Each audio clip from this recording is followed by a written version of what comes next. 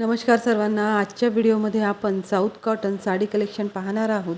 Video कुठेही skip न करता पूर्ण पहा, तरच तुम्हाला योग्य माहिती मिळेल।